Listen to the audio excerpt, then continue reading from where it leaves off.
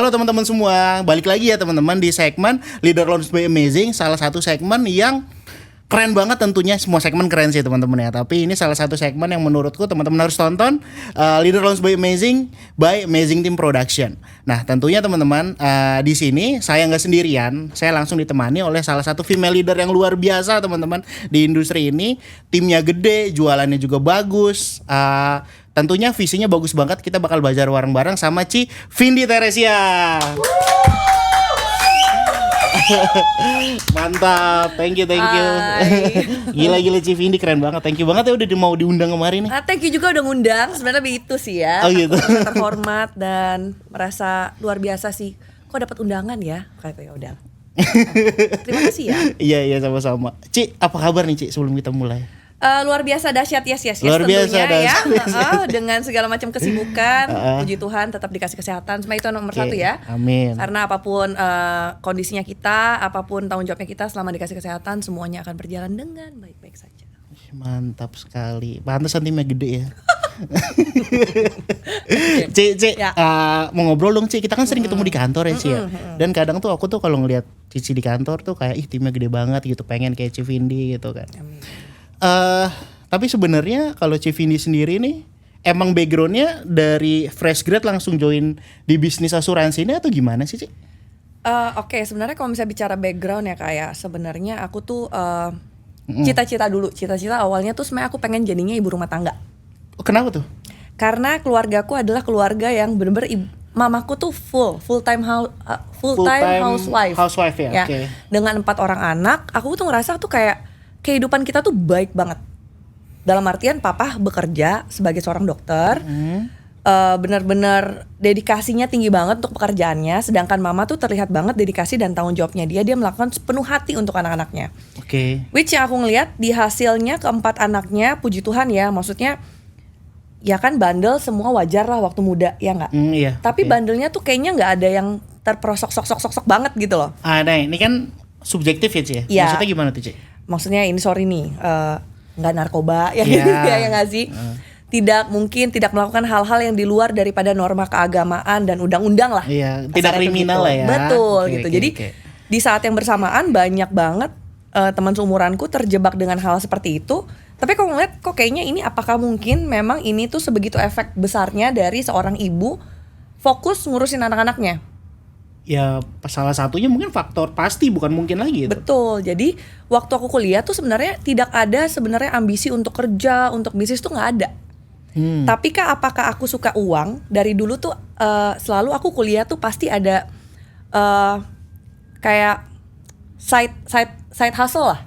Ya oke. Dari gitu. Kuliah dari tuh ya? Kuliah. Jadi dari zaman kuliah tuh aku kuliah ya, maksudnya puji Tuhan ya dikirim ke Belgia ya. Oh kuliah di Belgia. Ya. Untuk merantau lah ya. Jurusan apa tuh Ci? Psikologi.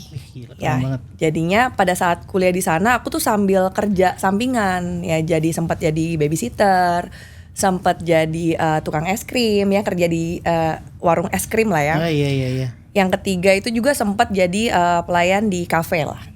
Jadi waiter gitu ya, waiter gitu. Ya. Jadi aku ngerasa kalau ada waktu luang ya kenapa nggak aku pakai buat cari uang tambahan, karena kan kalau misalnya ngarepin uang jajan kan terbatas kan, gitu. Jadi aku nggak masalah dengan hal itu, tapi apakah ada keinginan buat kerja bisnis dari dulu nggak ada. Tapi kuliah di Belgia Ci? Iya, karena sebagai anak maksudnya kalau aku tuh waktu kecil tuh bener-bener ikutin perencanaan dari orang tua. Oh memang maksudnya bukan Cici yang pengen kayak kayak gue nih harus kuliah di Belgia gitu. Enggak, bahkan kalau misalnya waduh ini ceritanya jadi ADC nih ya. Betul. Karena justru sebenarnya gue nggak pengen kuliah ke luar negeri, karena waktu itu gue ada pacar ya. Oh, oke. Which nggak apa-apa gue spill di sini karena itu menjadi suami gue sekarang. Oh mantan pacar. Ya betul. Dulu gue pacaran sama Devi ya, Stefanus Devi itu dari zaman SMA. That's why waktu nyokap sama bokap bilang nanti kamu kuliah di luar ya, nyusul kakak. Itu tuh gue tuh kayak aduh boleh nggak sih, enggak gitu. Cuma sebagai anak apa yang kita bisa lakuin adalah yang ikut, karena papa mama tuh sempat ngomong gini. Selama kamu masih dalam tanggungan papa mama, cuma satu yang papa mama minta. Ikutin keinginan papa mama untuk kuliah di luar. Once kamu udah balik, kamu udah mandiri, terserah kamu gitu. Oke. Jadi pada saat itu berangkat dengan sebenarnya perasaan bahwa ya udah ini kewajiban aja sebagai anak. Berangkat aja gitu. Bukan memang pengen banget atau passion banget pengen harus gitu enggak. Ya. Jadi ambisi untuk apa untuk apa dari dulu sebenarnya nggak ada. Jadi kayak lebih kayak ya udahlah jalanin aja gitu.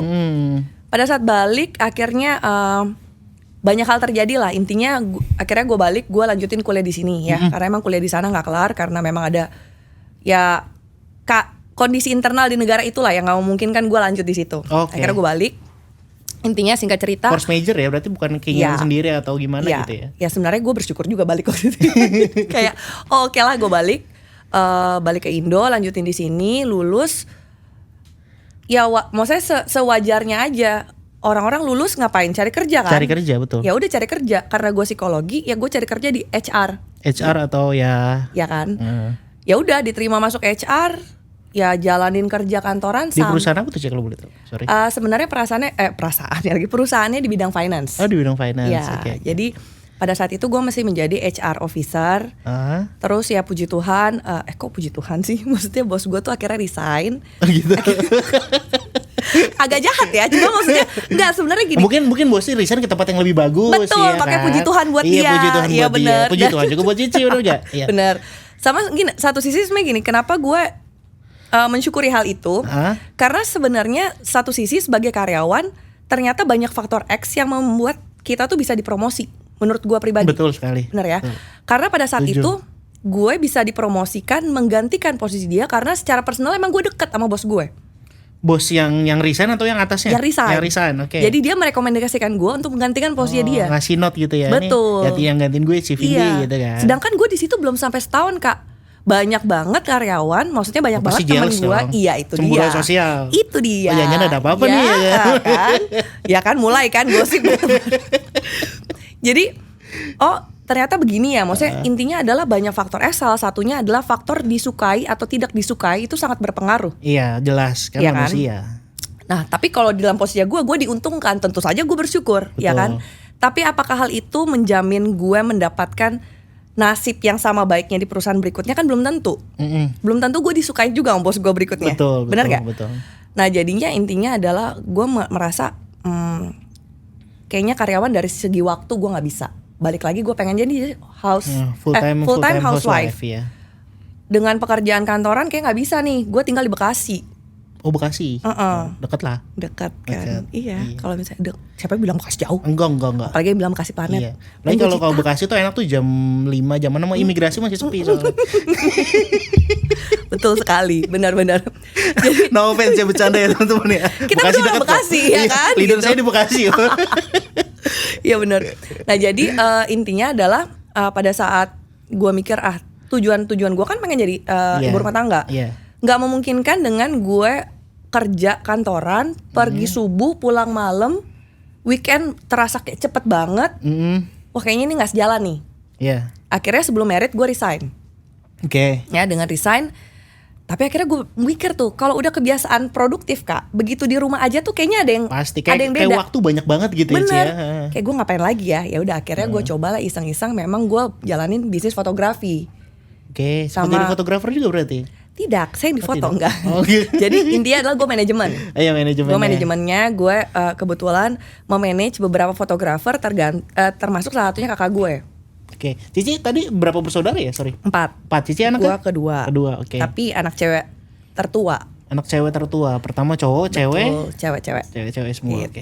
Jadinya akhirnya jalanin bisnis, beberapa kali kita pameran sampai akhirnya ya singkat cerita akhirnya ketemu sama Prudential awalnya di prospek sama leader gue Doni Maya. Nah itu menarik tuh, tahan dulu Ci.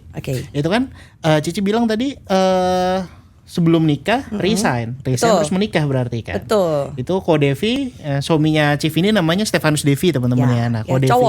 Cowok ya. Ya betul. Apa Ko Stefan aja? Steven biasanya kalau dia terima telepon dari bank, saya dengan Ko Steven gitu. Oke, lanjut ya. Ko Devi ini belum di-pro berarti kan? Belum. Dia kalau nggak salah bisnis ya Ko Devi ya. Betul, bisnis keluarga. Bisnis. Berarti Civindi resign. Nah, itu dari momen itu sampai Cici mulai bisnis fotografi itu berapa lama, Ci? Kekosongan itu berapa lama? Sebenarnya dari gue kan tadi kayak gue bilang, gue tuh sebenarnya emang suka side hustle. Jadi walaupun gue kerja sebagai karyawan, sebenarnya gue udah jadi manajer fotografer. Jadi gue udah nyusun jadwal untuk fotografer kakak gue sebagai fotografer plus ada beberapa temennya. Oke. Nah jadi tugas gue adalah ngatur jadwalnya mereka, kapan mereka mesti shoot segala macam. Hasil foto dikirimkan ke gue yang QC istilahnya ya, foto-foto yang kurang akan gue hapus, gue akan lempar ke klien. Klien udah milih, balikin lagi ke gue, baru gue masuk ke jalur produksi.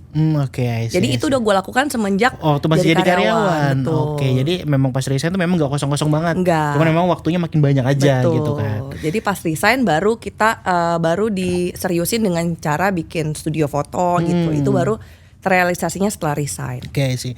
Nah tadi Cici bilang tuh sempat diprospek sama Betul, leadernya, betul. Ko Doni ya waktu itu ya, Ko Doni Natalam. Nah itu posisinya Ko Doni ini siapa? Apakah stranger atau memang ada hubungan entah itu teman atau gimana sama Ko Doni, Ci? Oke. Jadi kalau jadi Doni Maya intinya kita akhirnya berteman baik ya sama Doni Maya. Iya. Tapi sebenarnya asalnya yang gue kenal adalah Doni. Oke. Doni itu selain daripada dia tuh kakak kelas gue zamannya sekolah, jadi dia kakak kelas gue berapa tahun ya? Kayaknya 2 tahun di atas gue deh. Selain itu juga bokap gue sama bokapnya Doni itu kerja bareng. Sama-sama dokter ya? Iya, jadi bokap gue dokter ahli bedah, bokapnya Doni ini dokter ahli bius, anestesi. Oh pasti sering ketemu tuh. Tuh, duet maut kan tuh, iya Duet maut. kan. Jadi selalu ketemu. Nah, saking selalu ketemunya biasanya memang beberapa kali acara keluarga kita bareng. Gitu. Jadi entah kita makan keluarga bersama atau biasanya liburan bareng Iya, gitu. iya, Jadi iya. udah sering banget ketemu sama Doni. Nah, gitu. Cuma yang terakhir gua tahu adalah dia kan berangkat ke Australia buat kuliah. Iya kuliah di Australia Iya. Ko Doni. Nah, semenjak itu udah lama tuh nggak ketemu. Pas ketemu balik-balik dia punya cewek mau nikah lah ya, itulah si Maya. Oke. Gitu. Nah, Di prospek nih, di prospek. prospeknya datang ke rumah atau gimana tuh Ko Doni awal ngerekrutnya? jadi lucu dia sebenarnya. Jadi awalnya ini si Maya kan si Cici Cuan ini kan. Iya Cici Cuan betul. Yang gue tahu dulu tuh dia punya Just Tip Bangkok Iya. dulu gitu. Jadi gue tuh belum tahu kalau dia pro. Oke. Yang gue tahu adalah dia Just Tip Bangkok. Dia suka nawarin gue barang, sama nawarin dulu tuh dia awal belajar bikin mochi. Nah jadi ya udahlah gue pesan kan. Nah terus ada satu waktu di mana dia bilang dia mau ke rumah bawain oleh-oleh dari Bangkok. Karena Cici gak nitip-nitip. Nggak nitip. Oke. Kayaknya itu deh pancingan. Wah, nitip-nitip nih. Omset berkurang nih, Vini gak pesen gitu kan. Ya Vin, gue mau bawa ini oleh-oleh nih. Kan waktu itu gue lagi hamil. Iya. Gue lagi hamil, dia juga Anak hamil. pertama. Anak pertama. Iya. Gue mau bawain oleh-oleh nih. Oh ya udah boleh gitu. Nah tiba-tiba dia dateng. Ya udahlah, tiba-tiba terjadilah prospek itu. Ya seperti biasa lah, by system banget. Iya nanya 3 pertanyaan. bla, bla, bla, Betul. bla, Terus gitu tiba-tiba ngeluarin kertas gitu kan. Gambar lah dulu yang ada gambar kepala, kaki gitu. Mr. X ya. Betul. Ya udah dong, tapi kan kalau dulu sistemnya kan agak panjang. Maksudnya nggak bisa tuh closing on the spot. Iya karena harus bikin ilustrasi apa segala Harus macam. ngeprint gitu-gitu segala macam kan. Jadi intinya dia prospek bikin janji temu untuk berikutnya. Jadi ada jeda mungkin 3-4 hari lah. Sorry motong. Di situ Civini udah tahu kalau itu asuransi. Udah langsung tahu. Waktu dia prospek segala, gue nanya ini lu dari mana? Dia bilang Iya. dari Prudential gitu kan. Oke. Nah kalau gue sekeluarga backgroundnya kak gue nggak punya asuransi sama sekali. Even kan orang tua dokter. Iya, justru benci banget sama asuransi. Oke, nah nanti kita obrolin ini lah. Oke, Terus Ci gimana oke. Ci? Jadi intinya adalah kita nggak punya asuransi. Jadi gue pun nggak tahu sebenarnya fungsi asuransi itu buat apa sih. Oke. Ujung-ujungnya cuma buang uang, bakar duit, terus ujung-ujungnya jadi nipu gitu loh. Iya. Itu mindset yang gue punya tentang asuransi karena bokap nyokap tuh terlalu sering ngomel tentang asuransi. Ya wajar sih kalau misalnya kita kan waktu Civini kecil kan nggak tahu ya ibaratnya. Tuh. Yang dikasih taunya seperti itu ya wajar mungkin. Benar. Nah, akhirnya intinya singkat cerita ada jeda waktu 3-4 hari gue konsultasi lah bokap gue. Sesama yang benci asuransi nih. Oke. Pah, ini mertuanya Om Hartoyo prospek aku nawarin asuransi. Aku Mertuanya Om Har. menantu salah iya. menantu. Menantunya Om Hartoyo prospek aku nih gitu nawarin asuransi, aku mesti jawab apa ya gitu. Diajarin lah gimana caranya menolak Oh iya, agent mantap. asuransi. Itu Iya nat kan? satu ya? Nat satu buat nasabah. Bagaimana caranya menolak agent asuransi? Oke. Kita dia bilang udah gini aja, kamu bilang aja kamu udah diambil asuransi sama papa. Oke. Diajarin bohong nih ya. Tapi itulah settingannya. Serius pak, terus bilangnya kalau ditanya asuransinya apa? Dia sebutlah ada satu merek lah asuransi. Yang gua tahu belakangan kenapa dia sebut merek itu karena itu asuransi mobil yang diambil. Oh saking nggak taunya Tapi asuransi. nggak tahu tentang asuransi, ngerti nggak? Jadi kayak udahlah bilang aja dari brand itu gitu Iya, kan. iya. Ya udah dong, akhirnya wah gue pede nih, oke, gue bisa nih nolaknya gitu kan. Di mindset gue tuh udah nolak. Ya udah akhirnya dia datang, gue bilang lagi tuh, ya Mai sorry Mai kayaknya gue nggak ambil deh gitu. Kenapa Vin? Ya bokap ternyata udah ambilin. Oh serius dari mana? Pertanyaan tepat, ya kan? Dari mana? Dari itu gitu kan. Dia diem, gue juga diem. Ada yang salah nih Dewan gue. Gue tuh bener-bener gak tahu nih asuransi yang gue sebut apakah ada asuransi jiwa atau enggak kan? Iya, even mungkin nggak tahu Civin dia ada jiwa kerugian gitu. Nggak tahu sama sekali. Jadi oh ya udah gitu kan. Tapi cuma notice ini kayaknya ada something wrong. Iya. Dan kayaknya mungkin dalam hati Maya kena nih gitu kan. Sama dia tetap digas ya. Bersyukurnya gini Kak, maksudnya kalau misalnya kita balik lagi ya ke sistem. At the end nasabah itu tuh sebenarnya nggak dilatih gimana caranya nolak agent dengan pasti berhasil gitu. Tapi kalau kita kan diajarin bagaimana caranya ngejawab objection. Betul. Bener kan? Nah, pada saat itu yang Maya lakukan adalah dia handle objection gua. Nah, kebetulan juga waktu di ATC itu ada suami gua. Nah, kalau suami gua beda nih, dari zaman kuliah dia punya asuransi. Kalau Ko Devi memang sudah punya asuransi. Sudah punya asuransi gitu. Terlepas dari alasannya dia ya. Punya asuransi, tapi dia punya. That's why waktu itu akhirnya si Devi bilang encourage buat ini penting nih asuransi. Ya udah kita ambil aja. Nah, gitu. Singkat cerita gitulah, di prospek akhirnya jadilah nasabah. Gitu. Nah, itu kan dari nasabah ke menjadi direkrut menjadi seorang agent sampai sekarang nih timnya besar gitu Ci.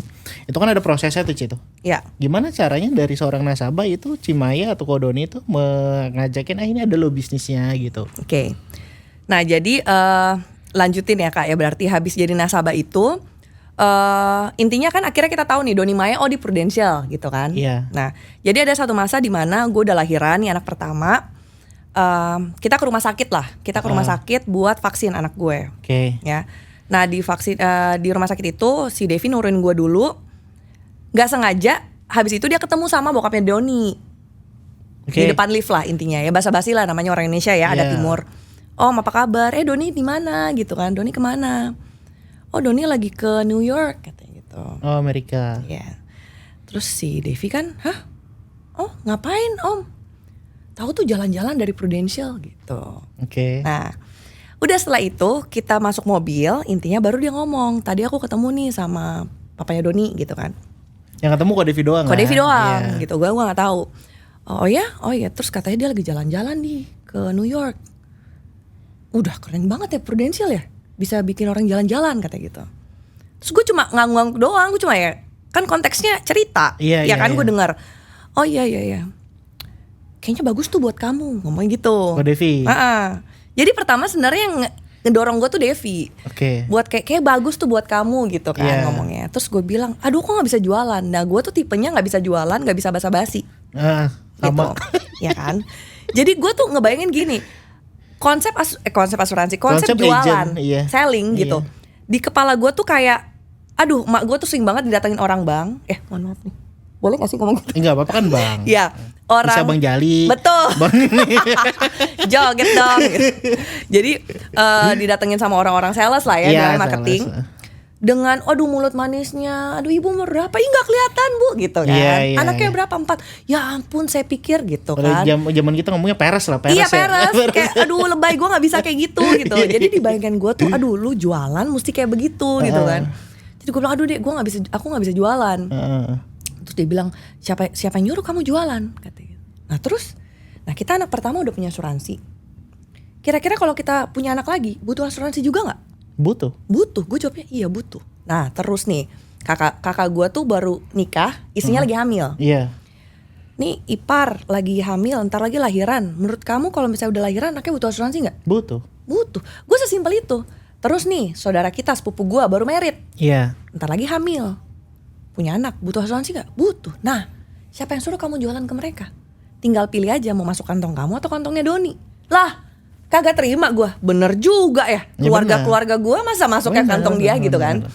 Jadi sesimpel itu sih Kak. Terus akhirnya dia bilang ya udah coba deh tanya-tanya dulu aja ke Maya. Siapa jadi tahu. Cici yang nanya. Gue yang nanya. Jadi waktu itu gue akhirnya ngajak ketemu Maya. Maya bilang iya kebetulan nih gue pengen ngajak lu ketemu. Jadi kayak timingnya tepat. Maya mau ngajak ketemu, gue juga ngajak ketemu gitu. Jadi ya udahlah terjadilah percakapan. May gimana dong kalau gue mau jadi agent tuh gimana sih caranya gitu. Lu sus banget cuma ya tuh. Wah, enggak. Oh enggak. Gue di PHP-in dulu, jual mahal dia. Oh, jual mahal. Soalnya kan Doni kan lagi di New York nih. Oh, cuma gitu. Maaf ya Mai gitu. Tapi intinya adalah Vin, nanti ya kalau misalnya Doni udah pulang, ntar kita ngobrol, kata dia gitu. Ngomongnya gitu. Tapi maksudnya pinter lah, Maya ngebungkusnya. Iya, ngebungkusnya rapi. Rapi. Nanti kalau misalnya Doni udah pulang kita ngobrol. Nah ya udah. Terus pas ketemu habis sama Doni, gue tuh paling nggak bisa dibikin penasaran, Kak. Iya. Nah, kayaknya Doni tahu hal itu. Jadi habis di NBO, ya kebetulan Sabtu ini kita ada acara, Vin, ngomong gitu. Oh ya udah, oh gitu. Ya, Sabtu ini gue bisa datang sih. Tapi kebetulan juga Sabtu ini gue nggak bisa datang. Jadi nggak jadi tuh Sabtu gue kantor. Iya. Hah? Oh gitu. Jadi kapan lagi? Ntar ya gue kabarin lu kalau ada acara lagi. Minggu depannya dikabarin gue, Vin, kebetulan Sabtu ini. Gue mau percaya aja. Oh gitu. Ya udah deh, Sabtu ini gue datang ke kantor gitu. Ya udah, gue datang kantor. Waktu itu masih di mana tuh kantor? Gedung Jaya malah. Gedung Jaya ya. Awal banget itu 2014. Sarinah berarti ya. Betul, 2014. Jadi gue datang ke sana, gue dengerin lagi speaker segala macam, barulah mulai penasarannya berkelanjutan lah. Itu kok Devi ikut apa Vini dong? Enggak dong, gue dulu. Gue dulu. Akhirnya jadi join gitu ya. Betul, akhirnya join lah. Intinya sih Kak cerita, April 2014 itu Kode Agent gue lahir. Mantap. Terus Ci, ini kan awal joinnya kan tadi Ko Devi nggak ikut ya? Enggak. Berarti aku asumsikan Ko Devi nggak join di awal bareng sama Civini, bener ya? Nah, tapi kan yang kebetulan kalau aku kan join ke Amazing Team ini kan tahun 2020 akhir ya, Oktober ya. Yang aku tahu tuh Civini sama Ko Devi memang udah pasangan dan kompak banget gitu, timnya gede, kompak gitu kan. Nah Ci, kalau Ko Devi sendiri itu direkrutnya tuh berarti gampang dong kalau Cici tinggal ayo ikut kantor gitu. Andai kata seindah itu ya Kak ya. Andai kata. Iya, ngomongin Devi nih mana orangnya? Orangnya satu chapter sendiri nih ngomongin dia. Ya. Mantap. Oke gimana tuh Ci? Dipersingkat. Oke, durasi ya. Jadi gini, intinya adalah Devi yang pertama kali nyemplungin gue ke Pro buat intinya ya coba tanya deh sama Maya gimana ya gitu. Jadi agent. Satu sisi juga akhirnya pada saat itu dia yang akhirnya ngelarang lah, intinya nggak ngebolehin gue. Jadi karena mungkin dia nggak expect gue bakalan seserius itu kali ya jalanin asuransi. Dia mikirnya untuk ngisi-ngisi waktu aja, ya kan. Tapi yang terjadi adalah kita kan training hari apa Kak? Sabtu, betul. M3 Senin. M3 sekarang kita jam 11. Dulu zamannya gue itu tuh M3 tuh jam 9 apa jam 8 pagi ya? Jam oke. Ya, jadi untuk menghindari 3-in-1, gue tuh dari Bekasi itu tuh subuh jam 5 tuh udah dijemput sama Doni. Jam 5:30. Kok Devi udah bangun tuh? Biasanya sih belum ya. Belum. Jadi pas balik istri gue kemana gitu. Iya, tapi at least kan gue pamit kan. Aku pergi dulu gitu. Dia ngeliat gitu. Apa sih gitu kan. Jadi yang dia tahu adalah nih kenapa bini gue jadi sibuk banget. Dan hari Minggu adalah waktu emas buat prospek orang. Betul. Bener kan? Jadi yang ada adalah waktu dia di rumah, gue gak di rumah. Iya kan? Dia gak di rumah pun gue juga gak di rumah gitu. Jadi kayak kok jadi gini banget gitu. Nah itulah mulai awal-awal dia tuh kayak gak setuju lah gue jalanin asuransi, jalanin Pro. Intinya kita mulai banyak berantem, banyak adu debat, berargumen. Sampai akhirnya memang tahun 2014 itu sebenarnya gue tuh ada pencapaian Aum Bali. Waktu itu tuh dulu, kalau sekarang kan Pro ada AD, kalau sekarang namanya Pro AD ya teman-teman ya. Pro AD Bali. Nah dulu tuh ada Aum Bali. Nah tahun 2014 itu 3 minggu gue chief. Tapi gak boleh berangkat sama Devi. Oke. Jadi gue gak berangkat lah tahun itu ke Bali ya. Demi keutuhan rumah tangga tidak terjadi konflik. Gue stay aja di Bekasi ya kan. Iya oke.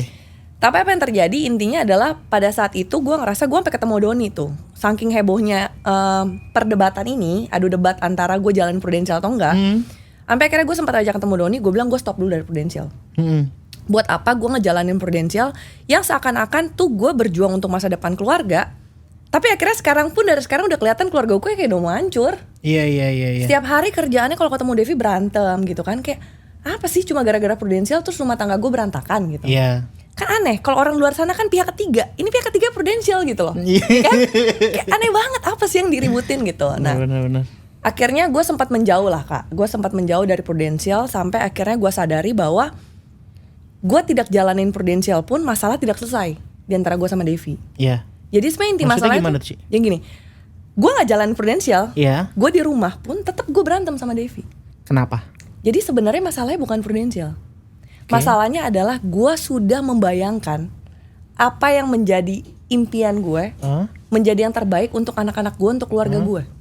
Oke. Sedangkan Devi nggak ada salah nggak ada benar ya nih. Iya. Tapi kan kalau misalnya kita datang ke kantor kan disuruh tanya, maksudnya intinya disuruh kita refleksi lah diri, visi lu ke depan kayak gimana, Betul. apa yang lu bayangkan dalam 5 tahun lagi, kehidupan lu seperti apa, 10 tahun lagi gitu kan. Jadi bayangan tuh udah melekat di kepala gue.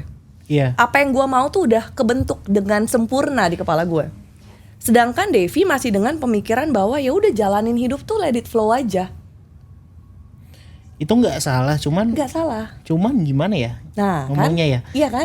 Jadi nggak nyambung. Maksudnya Iya, gini, iya, satu iya. sisi gue inget banget gini, ada satu kali pertengkaran kita lumayan hebat karena gue membahas mengenai kuliah anak. Mm-mm. Sedangkan anak gue waktu itu belum sekolah. Oke. Anak gue not even KB. Heeh. Belum sekolah sama sekali. Tapi gue udah mulai ngebahas tentang kuliah. Gue nanya, andai kata anak kita nih minta kuliah keluar, kayak mamanya, mungkin kayak teman-temannya nanti. Terus kalau kita nggak bisa, kita mau jawabnya apa? Nah Devi bilang, intinya ya kamu jangan kayak orang gila lah gitu. Intinya singkat cerita gitu Iya. ya. Ya anak kita sekolah aja belum, ngapain mikirin kuliah sih? Kalau mau kita ngomongin sekolah di mana butuh duit berapa, aku cari uangnya. Oke. Iya kan? Ya sebenarnya nggak ada salah nggak ada benar. Dan dia sempat ngomong juga gini, kamu juga dulu kan waktu kecil, intinya adalah papa yang penting kerja kan. Terus tiba-tiba dapat rezeki, kamu juga bisa kuliah luar negeri. Intinya udahlah nggak usah pusingin, itu semua ada yang ngatur. Balik lagi nggak ada salah nggak ada benar. Benar, nggak Bener ada kan? salah, nggak ada benar, betul. Tapi gue udah tercipta kayak impian gue tuh udah jelas banget, visi gue tuh udah jelas banget. Kalau tidak berusaha merealisasikannya tuh kayaknya gimana gitu kan. Iya. Pusing sendiri jadinya. Lu pernah gak sih pengen sesuatu, lu pengen nasi goreng, pengen banget nih ya. Nasi goreng udah dari kepala sampai ngiler-ngiler, tapi lu gak dapet nasi gorengnya. Ya kesel sih. Kesel kan? Kesel, gemes. Nah itu yang bikin jadi emosi meletup-letup, Jadinya berantem. terus. Karena apa yang di kepala gue Beda pola pikir betul. ya. Coba kalau misalnya ada nasi goreng nih di kepala, udah berasa nih di mulut. At least gue keluar cari. Iya. Pas nggak ketemu gue akan pulang, ya udahlah yang penting gue udah cari gitu loh. Iya. Nah ini kan not even gue bergerak keluar rumah. Mm-mm. Jadi perasaannya tuh gemes, kesel, emosi campur aduk. Ngelihat Devi jadi seakan-akan gara-gara lu nih gue jadi nggak jalanin. Gitu. Jadi menurut gue bukan prunya, tapi akhirannya lewat pru impian-impian itu tuh mulai keluar. Yang tadinya gue tuh hidup nggak ada impian. Yang tadinya tuh gue tuh kayak bukan nggak ada impian lah, lebih tepatnya tuh kayak pengen, kalau tanya pengen nggak anak kuliah keluar, ya pengen sih ya, cuma ya lihat nantilah gitu. Ya kan, makanya cocok sama Devi, ya kan. Iya, Ibarat iya. kata ya udahlah kita lihat aja nanti gimana, tapi yang penting kita usahain aja gitu. Nggak salah sih, cuma at the end setelah gue nyemplung di pro, ternyata bukan masalah visi dan ambisi aja, tapi kendaraan yang kita pilih itu juga penting. Tuh. Betul kan. Nah, jadi ya udah singkat cerita, Devi akhirnya tetap nggak setuju sampai akhirnya awal 2015. Biasalah kita resolusi lah ya berdua sebagai keluarga. Ini mau gimana nih, dibawa kemana keluarga kita, karena udah hampir 1 tahun berjalan kita tetap tidak baik-baik saja. Aku juga udah ngejalanin pro atau Cici gitu kan. Benar, aku udah ngikutin mau kamu nih nggak jalanin pro, tapi ternyata kenyataannya kita tetap di kondisi yang sama gitu loh. Terus apa yang harus kita lakukan? Akhirnya intinya singkat cerita percakapan itu kayak gak ketemu solusinya tuh kan. Akhirnya gue cuma minta gini, aku cuma minta satu hal deh sama kamu. Kalau menurut kamu prudensial tuh jelek, please kasih aku kesempatan buat punya penilaianku sendiri bahwa prudensial tuh jelek. Iya. Fair. Ya kan? Jadi kasih aku waktu untuk jalanin dan membuktikan bahwa prudensial tuh jelek. Kalau prudensial tuh jelek, bullshit, banyak bohongnya, nipu orang misalnya, kamu gak usah suruh aku stop, aku akan stop dengan sendirinya. Gitu. Begitu aku stop dengan sendirinya, nggak akan ada kayak isu di antara kita mengenai hal ini lagi gitu loh. Akhirnya singkat cerita dia yang kayak ya udahlah, ya udah oke, coba ya aku kasih waktu ya gitu, 1 tahun lah. Oh ya udah oke, ya udah dong, pikirnya oke, green light. Ya udah akhirnya singkat cerita ya gue banyak berdoa lah, minta Tuhan juga pimpin lah, intinya tunjukin jalan. Kalau misalnya memang ini jalan gue, at least kasih gue sinyal. Iya. Tapi kalau misalnya ini bukan jalan gue, juga kasih gue sinyal. Nah ternyata ketika kita berdoa Kak, Tuhan gak langsung kasih closingan depan mata kan? Enggak. Enggak kan? Enggak. Tapi kan Tuhan kasih bentuknya tuh beda. Nah waktu itu tuh gue ngerasa gini, walaupun tetap penolakan, tetap ya prospek dong, tetap prospek. Ditolak gak? Tetap ditolak. Tapi seakan-akan tuh kayak masih ada kekuatan untuk tetap jalan terus. Nah itu menurut gue kayak, ini salah satu jawaban Tanda. Tuhan nih. Iya, tanda dari Tuhan ya. Kok gue udah segininya, dan tetap ya Kak, walaupun suami udah bilang iya, tapi pada kenyataannya waktu kita pulang jam 12 habis prospek, Cemberut sih. jam 1 pagi habis prospek ya. Ya lumayan menegangkan situasi rumah ya gitu kan. Jadi udah ditolak pulang ke rumah dengan kondisi kayak gitu tuh gak enak banget. Iya. Cuma kok tetap ya ada kekuatan buat besok bangun lagi, prospek lagi orang gitu. Ya, jadi menurut gue itu salah satu jawaban dari Tuhan. Tuhan kasih kekuatan untuk tetap terus berjalan hari demi harinya. Keren banget. Gitu. Ci, terus apa namanya? Cici kan lulusan luar negeri ya. Mungkin tadi Cici bilang karena ada masalah di negaranya Cici harus pulang ke sini. Tapi pernah kuliah di luar negeri dan bukan dari keluarga yang sorry to say pendidikannya nggak ada gitu loh. Iya. Ayah Cici dokter spesialis gitu Iya. kan. Waktu join pro, Cici juga sempat jadi karyawan dan jabatannya oke, bisnis juga dan join pro. Nah, waktu join pro, apa yang bikin Cici lihat tuh kayak ini gue harus di sini nih. Pro ini bisa jadi kendaraan gue nih gitu. Sampai ya ujungnya tadi Cici cerita sampai kelas sama suami gitu kan. Sampai sempat berhenti terus tapi karena masih percaya kalau pro ini jalan yang tepat. Itu akhirnya coba lagi gitu kan. Nah, kenapa Cici sekeras itu kayak bukan sekeras ya kayak seyakin itu pada saat itu kan belum kayak sekarang dong. Betul. Kenapa Cici milih kayak pro ini jalan yang tepat gitu loh. Oke. Gue tuh orangnya cukup simple ya kak ya. Maksudnya gue tuh nggak terlalu banyak mikirin kayak, makanya dulu tanya kalau bicara visi, bingung juga gue. Bilang Prudensial perusahaan terbaik, lu lihat emang data keuangannya enggak lagi kan. Cuma apa yang gue pegang adalah gini, gue sudah melewati fase dimana gue jadi karyawan dan pebisnis dan wira swasta. Menurut gue dua-duanya nggak bisa kasih apa yang sebenarnya gue mau. Tapi again gue tidak menyesali apa yang udah gue lewatin karena dari situ baru gue mengerti sebenarnya apa yang gue mau. Apa itu? Dari karyawan ternyata gue mengerti sangat berharganya punya waktu. Dan ya maksudnya intinya ini tanpa mendiskreditkan ya, maksudnya gitu. Intinya waktu gue jadi karyawan gue ngerasa gue sangat tidak punya waktu. Sabtu Minggu berjalan begitu cepat, gitu kan. Terus udah gitu Senin sampai Jumat, apakah di kantor emang situasi kerja nggak enak? Enak banget, seru banget teman-teman gue. Tapi again waktu gue berkeluarga, gue nggak merasa itu cukup worth it lah buat gue punya waktu cuma terbatas sama keluarga gue. Nah jadi dengan menjalani sebagai karyawan gue menyadari bahwa waktu itu sangat berharga. Pada saat pindah menjadi pebisnis, ternyata uang itu sangat berharga. Karena sebagai pebisnis, again kita harus siap keluarin modal. Betul. Uang tanpa kayak berkata kayak ya sebenarnya ya menurut gue ya, maksudnya at the end bisnis tuh kayak taruhan. Lu taruh uang chip in. Lu nggak tahu pasti balik apa enggak. Betul. Pun balik lu nggak tahu berapa persen yang pasti balik. Betul. Bisa jadi juga hilang. Sama aja kan gitu. Jadi dari dua pengalaman ini gue merasa pertama waktu sangat berharga, kedua uang juga sangat berharga. Betul. Justru karena tumbuh di keluarga yang thanks God banget tidak berkekurangan. Gue bisa bilang nggak berkurang. Bukan cuma apa yang gue butuhin, tapi apa yang gue mau gue pasti dapet. Justru tumbuh dari keluarga itu, gue tidak pernah merasa uang jadi masalah. Dan gue gak pernah nyadar kalau uang bisa jadi masalah. Ketika baru sudah berkeluarga dan sudah mandiri, betul. Ternyata gak biasa megang uang, jadi gak megang uang tuh kayak gak enak ya gitu kan. Baru nyadar gitu, ketemu realita hidup bahwa oh ternyata uang itu matters juga ya gitu ya. Memang sih sebenarnya. Iya kan, nah jadi melewati proses itu baru gue ngeliat kok kayaknya terus gue mesti ngapain dong ya. Karena at the end punya bisnis fotografi juga tiap habis pameran deg-degan. Nih balik modal gak nih gitu kan. Ada klien gak gitu ya. Iya, kadang-kadang gak balik modal gitu kan. Belum lagi dengan situasi dimana makin banyak vendor segala macam, banyak kompetitor faktor. Ya. Iya. Akhirnya ngebuat gue bertanya-tanya apa yang harus gue jalanin. Pada saat ketemu pro, yang ngebuat gue kuat sebenarnya gini, sesimpel gue datang ke kantor, gue ngeliat kehidupan leader-leader yang udah lama jalanin. Ya, salah satunya leader gue. Pada saat itu gue sering lihat Doni Maya sama anaknya Kenneth itu tuh sering banget jalan-jalan di mall. Yang gue nggak tahu adalah mereka ke mall juga kerja. Tapi yang gue cuma ngeliat adalah lu bisa nikmatin waktu sama keluarga lu. Iya kan? Lu bisa nikmatin waktu sama keluarga lu, tapi uang juga nggak jadi masalah. Betul. Nah at the end kan itu yang gue mau. Iya. Karena itu yang gue mau, depan mata ada pro. Kenapa nggak lu jalanin gitu? Nah ketika udah nyemplung, tahu value-nya, makin nyemplung makin terasa. Makin jadi juga karena jujur ya teman-teman ya kayak sebelum di pro, memang aku sempat jadi karyawan juga tapi belum sempat jadi pebisnis. Sebelum di pro tuh nggak ada loh yang nanya, lu 5 tahun lagi mau kemana? Yes, betul. 10 tahun lagi mau gimana gitu kan? Bener. Gak pernah ada yang nanya. Dan wajar banget keset di otak tuh kayak hidup ya let it flow. Betul. Tapi kalau di waktu itu sempat ngobrol sama leaderku ya, Ko Efran. Ko Efran bilang kalau hidup itu let it flow, ngikutin arus. Itu dari atas ke bawah apa dari bawah ke atas kata Ko Efran. Ya dari atas ke bawah kok. Hidup juga kayak gitu kata dia. Kalau lu nggak punya tujuan, ibaratnya nih, lu mau dong sampai ke satu tempat yang bagus, bener gak sih Ci?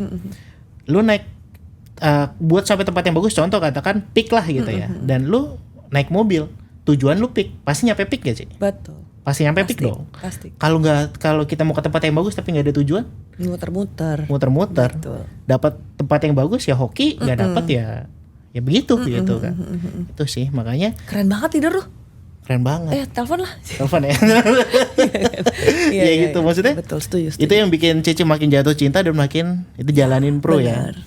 Tadi juga Cici bilang, ini nih. Kalau di pro ini kan saat awal-awal kan kita kan jualannya sih ya. Selling. Tentu ada strugglingnya sendiri dong. Betul. Boleh ceritain nggak satu struggling yang Cici paling ingat saat zaman agent? Oke, satu struggling yang paling ini. Penolakan yang paling diingat lah mungkin. Oke. Struggling mah banyak ya. Maksudnya Yeah. kalau misalnya tadi yang udah cerita kan salah satu struggling gue adalah suami nggak setuju. Ya belum juga dengan ya orang tua yang juga kurang setuju tentunya. Ya pasti dong. Pasti. Tapi mungkin kalau misalnya dari sisi penolakan mungkin gini, lebih ke ini kali ya. Ini yang paling gue ingat kenapa? Karena ini menyangkut peran gue sebagai ibu, sebagai istri. Jadi pada saat ada satu bapak-bapak gue prospek nih ya Yeah. intinya. Terus penolakan dia tidak seperti biasanya Kak. Dia bilang gini, kamu andai kata saya ambil nih di kamu katanya. Iya.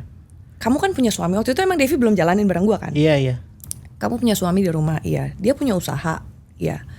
Andai kata suatu saat usahanya gede, kamu sebagai istri doain suami kamu sukses nggak? Ya doain dong. Usahanya sukses gede, bisnisnya besar. Iya. Terus kamu dibilang, lu bini gue kasih duit, lu diam di rumah. Sayang siapa yang ngurus? Itu objection nggak pernah diajarin loh di kantor. Iya terus dia gimana? Ya gue diem dulu, gue mikir kayak. Itu maksudnya jadi momen kayak, ih iya lagi ya. Gak pernah ada yang nanya ke gue gitu, ngerti gak? Iya bener. Pas dia nanya, "Lu doain gak bisa suami susu?" Iya juga sih ya gitu kan. Iya. Nah, cuma akhirnya gue bilang intinya adalah Om perlu tahu aku tuh jalanin prudensial sebenarnya pertama-tama adalah karena gue tuh gak percaya sama orang. Prinsipnya emang sebenarnya gue basicnya agak susah percaya sama orang memang. Oke.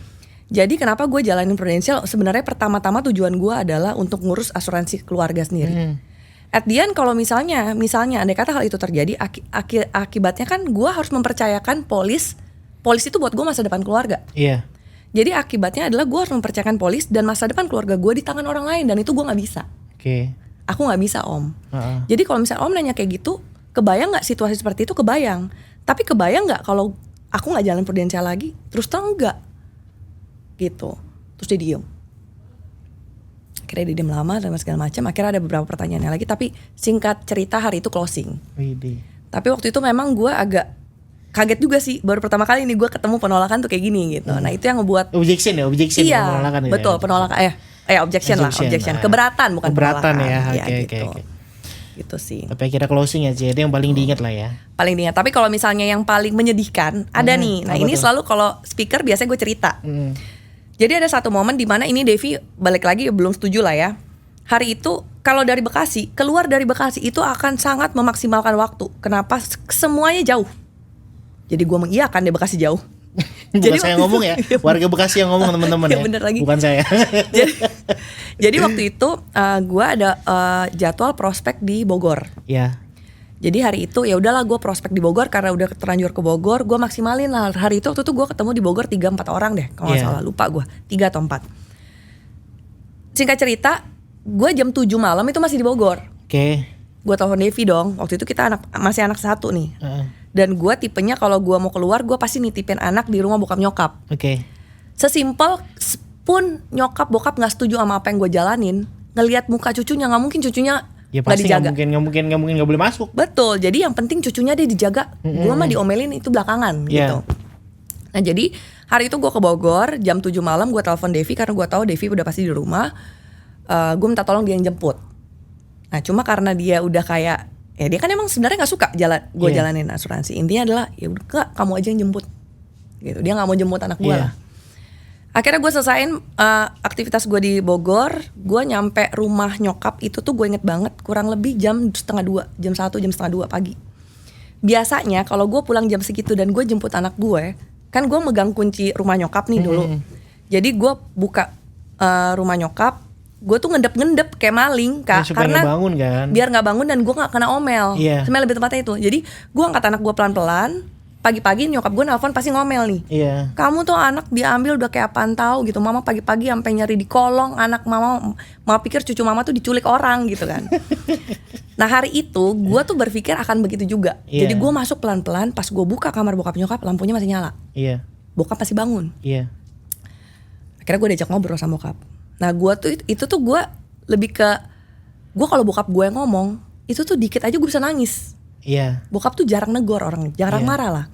Hari itu gue diceramain sampai jam 3:30 pagi tentang bagaimana harusnya perempuan tuh jam segini tuh harus di rumah. Perempuan itu tanggung jawab nomor 1 di rumah. Prioritasnya keluarga. Kewajibannya adalah urus suami, jaga anak.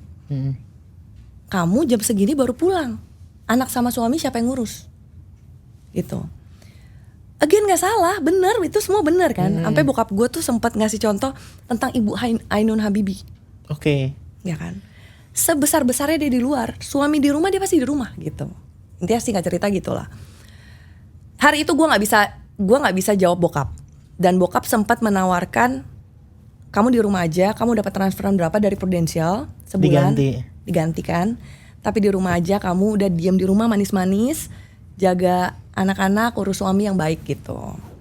Sampai jam 3:30 pagi. Jam 3:30 pagi gue gendong anak gue pulang dengan mata yang sembab kan tuh. Ya nangis tuh pasti kan. Nangis udah pasti. Wah nangisnya udah kayak udah ngelebihin drama Korea deh. Ya kan. Gue pulang ke rumah, Raja terakhir masih bangun juga ternyata. Gitu. Masih belum Berarti tidur rumah dia. sekitar jam 5, jam 5:30 ya itu. Iya. Jadi pas gue nyampe rumah, Devi juga masih nungguin gue. Tapi nungguinnya dengan kayak pasti kena omel nih anak nih gitu. Iya. Jadi dia ngeliat gue cuma ngeliat kayak dengan tatapan bombastic side eye, terus dia balik badan, dia tidur.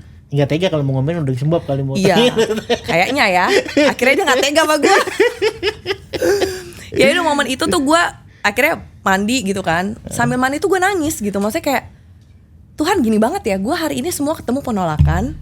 Pulang ke rumah gue masih ketemu begitu. Ketemu suami. Kayak tidak ada penghiburan buat gue hari ini gitu. Jadi itu sih struggling yang gue masih membekas sampai hari ini bahwa emang harus segini ya banget ya cari duit gitu loh.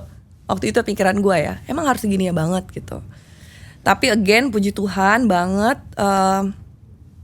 ya Tuhan ingatin sama apa yang jadi impian gue pertama kali ya. Jadi hari itu gue tidur, nah bersyukurnya gini Kak, dulu itu gue tipenya kalau misalnya ada istilahnya dulu agent bodoh-bodoh ikut. Disuruh bikin jadwal seminggu ke depan gue fullin. Sehari ketemu minimal 2 orang gue fullin. Nah jadi apapun yang terjadi hari ini besok udah ada janji temu. Tetap harus ketemu orang kan gitu. Yeah. Jadi besok pagi bangun walaupun semalam dengan keadaan seperti itu udah ada janji temu. Betul. Harus ketemu orang. Karena profesional kan. Betul, harus pretend everything is okay. Iya. Gitu kan.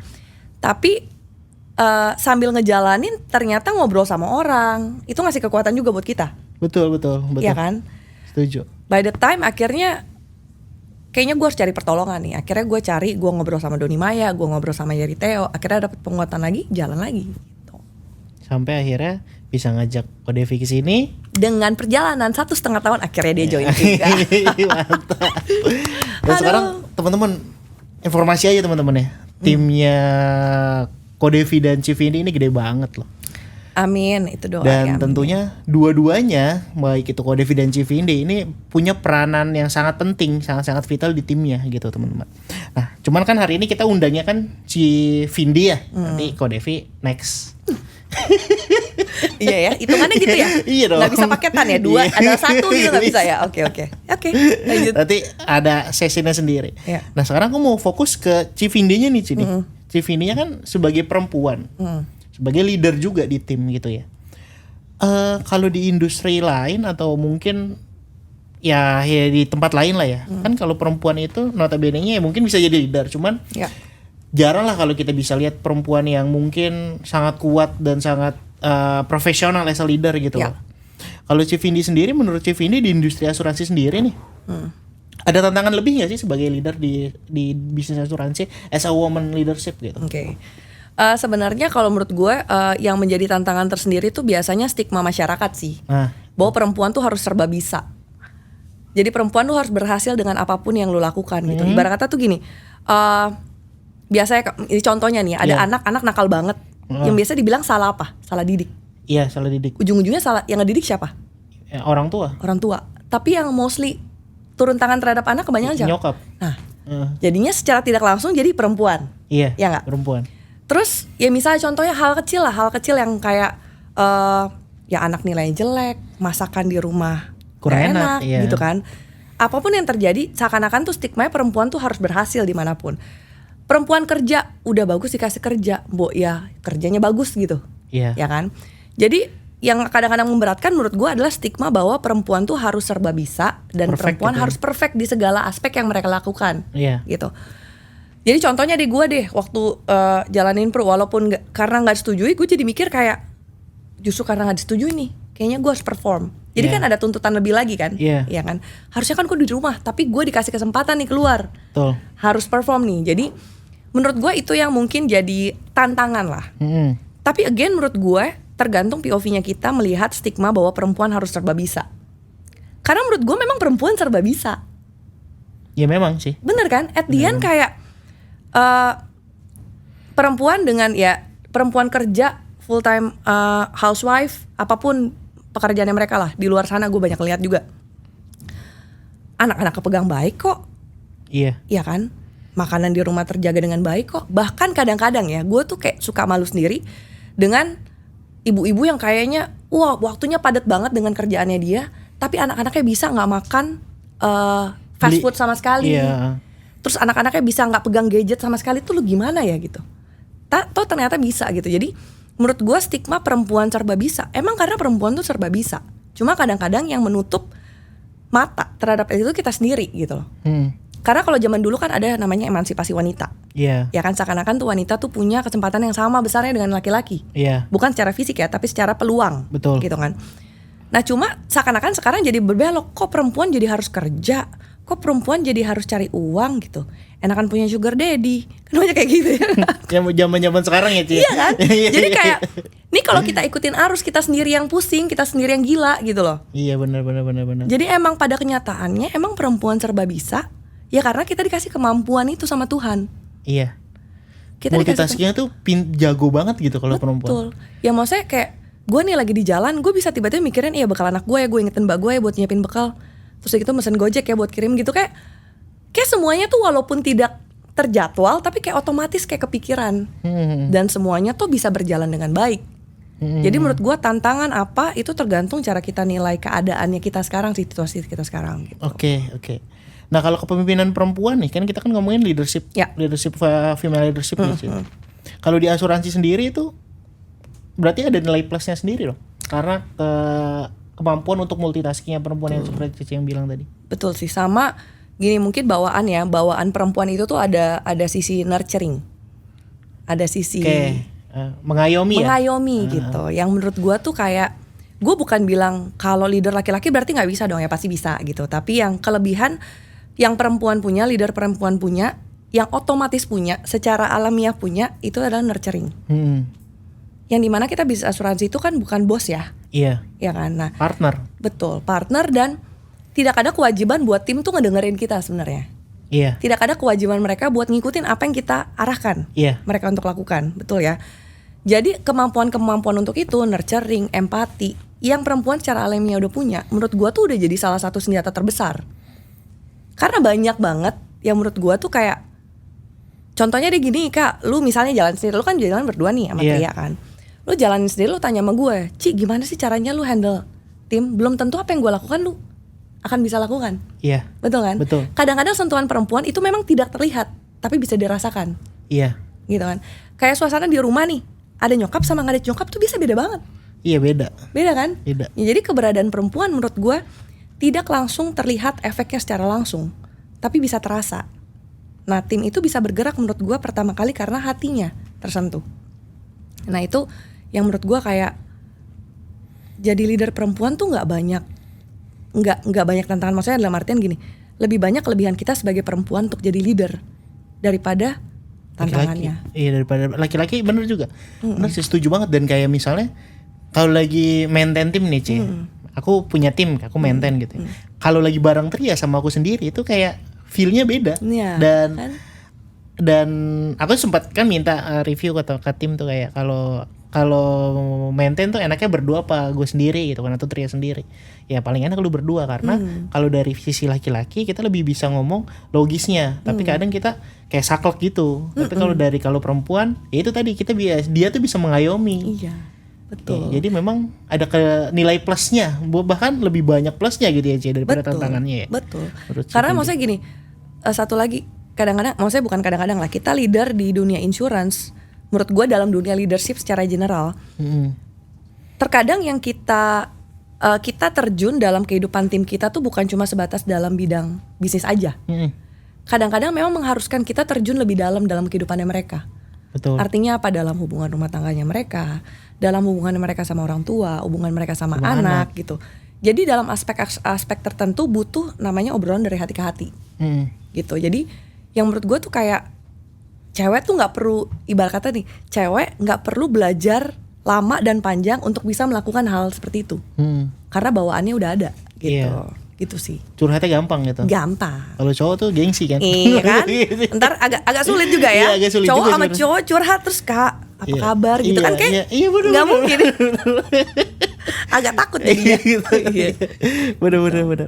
Nah Ci, itu tadi soal pandangan Cici soal female leadership ini insurance bisnis ya. Dan memang karena bisnis kita ini bisnis hubungan, ya otomatis hubungannya harus bagus, benar kan? Ya.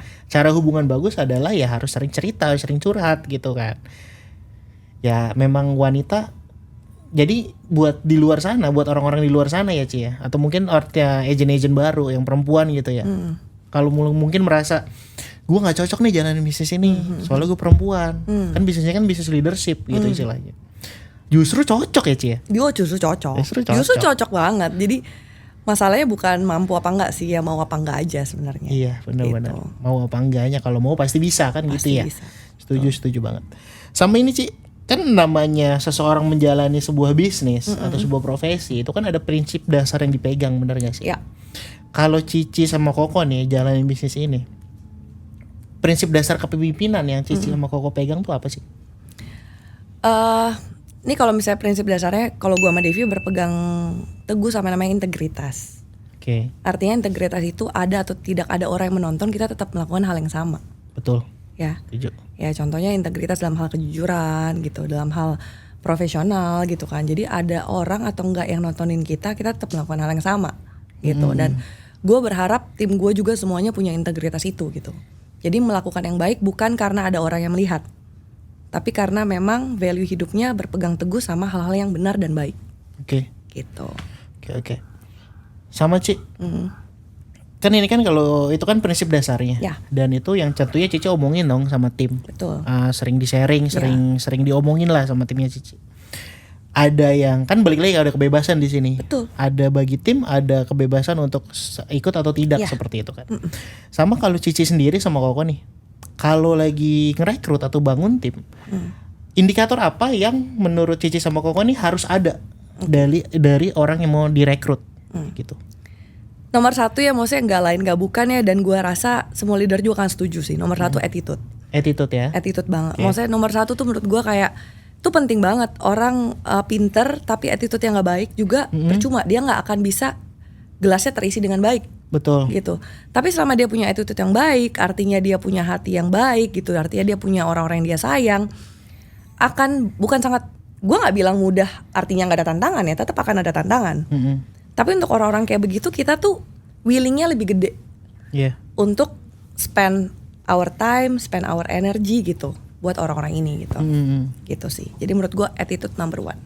Nah, yang lainnya bisa dipelajari gitu. Yang ya? lainnya bisa pelajari. Yang penting attitude ya, Ci. Skill, mindset semuanya by the time juga bisa Oke, dibangun. siap. Thank you banget, Ci. Sama ini, Ci, ini kita masuk ke momen kita udah banyak belajar banget lah tentunya. Ya. Dari pengalaman Ci Vindi sebelum di asuransi dan joinnya gimana, alasannya apa. Gimana Ci Vindi ngeliat bisnis ini sebagai perempuan, sebagai bukan hanya sebagai perempuan tapi sebagai leader perempuan di sini, female leader gitu ya. Ya. Tadi kan kita bahas dua hal tuh, Chief Indi sebagai perempuan menjalani as agent dan sebagai leader di sini. Kalau boleh misalnya nih, kan kita kan regenerasi bakal terus berjalan setiap tahunnya gitu ya. Untuk teman-teman agent baru nih, atau ya leader-leader yang baru ini kayak gua gitu ya, kayak Tria gitu ya. Kalau dari Chief Indi sendiri, ada nggak sih insight atau refleksi Chief Indi untuk kita nih yang baru-baru join di bisnis ini tuh, apa yang Chief Indi mau kasih ke kita, kasih pesan atau mungkin ujangan lah buat kita, Ci? Oke. Lihat kamera mana? Yang ini. Situ. Oke. Buat teman-teman Cile yang baru mulai atau baru mau mulai, pesanku sih cuma satu mungkin ya, jangan tunggu siap untuk mulai. Karena sebenarnya kita nggak akan pernah siap buat hal-hal yang mungkin baru buat kita gitu. Jadi semua orang pun apalagi di bisnis ini nggak ada yang nunggu siap dulu baru mau mulai. Tapi dengan mulai perlahan-lahan kita akan menjadi siap gitu kan. Jadi karena apa? Karena kalau misalnya kita nunggu siap dulu, terlalu banyak hal yang kita pikirkan yang belum tentu terjadi gitu kan ya. Apalagi dengan dalam hal perempuan lah. Perempuan itu tuh sangat rentan sama namanya perasaan, ya kan. Justru jadikan perasaan itu sebagai salah satu senjata bahwa kita tuh melakukan bisnis ini benar-benar dengan cinta gitu, dengan tulus gitu. Menurut gue perempuan itu tuh punya kemampuan sangat tinggi. Dan gue sangat optimis, sangat berambisi bahwa perempuan tuh semuanya pasti bisa. Cuma balik lagi, bukan masalah mampu atau enggak, tapi bagaimana kita ngelihat dirinya kita sendiri gitu. Jadi ketika kita percaya kita bisa, kita pasti jalan. Dan menurut gue balik lagi, mulai aja dulu. Thank you banget Chief Indi udah datang ke podcast Amazing Team Production. Sama-sama. Amazing. Nah buat teman-teman semua nih yang nonton dari awal sampai akhir tentunya pasti banget dapat banyak ya Ci ya. Gue sih percaya gitu sih. Gue sih percaya gitu karena memang berbobot sekali obrolannya, meskipun ya mungkin teman-teman masih entah itu yang namanya baru mungkin ya masih skeptis dan lain sebagainya, tapi teman-teman coba deh dengerin sampai akhir. Pasti teman-teman dapat banyak. Dan juga teman-teman jangan lupa subscribe channel ini dan like videonya kalau teman-teman suka. Kalau teman-teman mungkin kurang suka ya dislike nggak apa-apa. Yang pasti kita bakal terus ngobrol-ngobrol sama leader-leader lainnya nanti di Amazing Team Production dan Leader Launch by Amazing. Thank you Chief Indi waktunya. Sama-sama Raka. Okay. Thank you banget. Bye. Bye-bye.